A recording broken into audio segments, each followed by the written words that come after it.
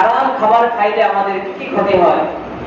রাসূল পাক সাল্লাল্লাহু আলাইহি ওয়াসাল্লাম বলেন, লা ইয়াদখুলুল জান্নাতা জাসাদুন মুদিয়া বিল হারাম,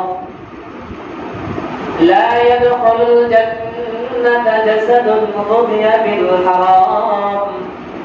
হারাম ভক্ষণকারীর শরীর অবশ্যই কাল কিয়ামতের ময়দানে জাহান্নামে জ্বলবে, জান্নাতে যেতে পারবে না।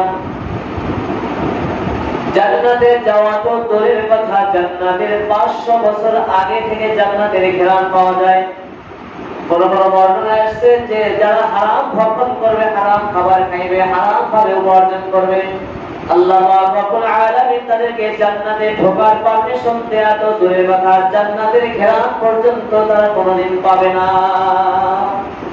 অথচ জান্নাতের ঘ্রাণ পাওয়া যায়, জান্নাত এখনো 500 বছরের রাস্তা সমান দূরে, তার আগ থেকেই জান্নাতের নিয়ামতের ঘ্রাণ পাওয়া যায়। তো যারা হারাম খাবে, হারাম ভাবে উপার্জন করবে, হারাম খেয়ে শরীরে রক্ত মাংস করবে, আল্লাহ তাআলা কিয়ামতের ময়দানে তাদেরকে জান্নাতের ঘ্রাণ তো দুনিয়ার সৌভাগ্য দিবেন না।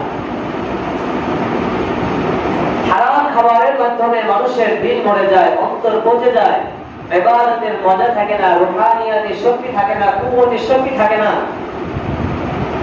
হারাম খাবার খাইলে শরীরে যে রক্ত মাংস তৈরি হয়, কানাতান নারু আওলা বি, হাদিসের শেষ অংশে আসছে যে ওই রক্ত মাংস যা তৈরি হয়েছে হারাম উপার্জিত খাবারের মাধ্যমে, সমস্ত শরীরটা দেহটাই জাহান্নামের অধিক যুক্ত, জাহান্নামের জন্য তারা বেশি উপযুক্ত, তারা জাহান্নামেই যাবে, তারা জান্নাতে যেতে পারবে না। জোরে বলেন নাউযুবিল্লাহ মিন যালিক। অনেক হাদিসে আছে রাসূল কারীম সাল্লাল্লাহু আলাইহি ওয়াসাল্লাম বলেন, কোন ব্যক্তি যদি 10 টাকার বিনিময়ে একটা কাপড় ক্রয় করে, কয় টাকার বিনিময়?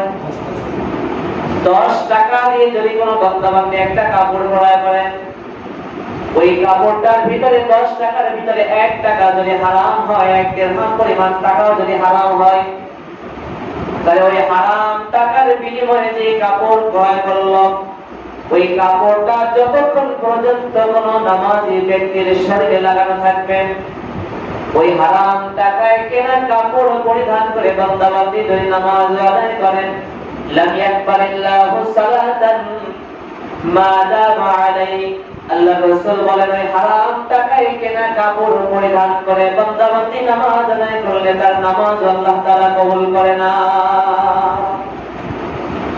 চিন্তা করে দেখতে পাচ্ছেন, হালাল তো অনেক দূরের ব্যাপার, খানার ব্যাপার তো অনেক দূরে। হারাম টাকা, আপনি 10 টাকায় একটা জামা ক্রয় করছেন, যে জামাটা গায়ে দিয়ে আপনি নামাজ পড়ছেন, কিন্তু আপনার ওই ক্রয়কৃত জামাটা 10 টাকার মধ্যে মাত্র 1 টাকা ছিল সন্দেহযুক্ত, অবৈধ বা হারাম উপায়ে। তো টোটাল ওই 10 টাকার বিনিময়ে যে জামাটা কিনলেন, টোটাল জামাটাই আপনার অবৈধ টাকায় কেনার মতো হয়ে গেল। আর এই অবৈধ টাকায়, হারাম টাকায় যে পোশাক পরেছেন, পরিধান করে আপনি নামাজ আদায় করতে গেলেন, আল্লাহ রাসূল বলেন লাম ইয়াকবালিল্লাহু সালাতান মা দামা আলাইহি, ওই কাপড় শরীরে থাকা অবস্থায় যদি কোনো বান্দা-বান্দী নামাজ আদায় করে, তার নামাজ আল্লাহ তাআলা কবুল করবেন না। তাহলে আমাদের ইবাদতের কি অবস্থা? আমরা যে সমাজে অর্থনৈতিক যে ব্যবস্থার মধ্যে আমরা উঠতেছি, চলাফেরা করতেছি, মুআমালাত, মুআশারাত, লেনদেন করতেছি, আমাদের লেনদেনের অবস্থা কি? আমাদের কেনাকাটার অবস্থা কি? আমাদের উপার্জনের অবস্থাটা কি? আমাদের আয়ের অবস্থাটা কি? আমাদের ব্যবসা বাণিজ্যের অবস্থাটা কি?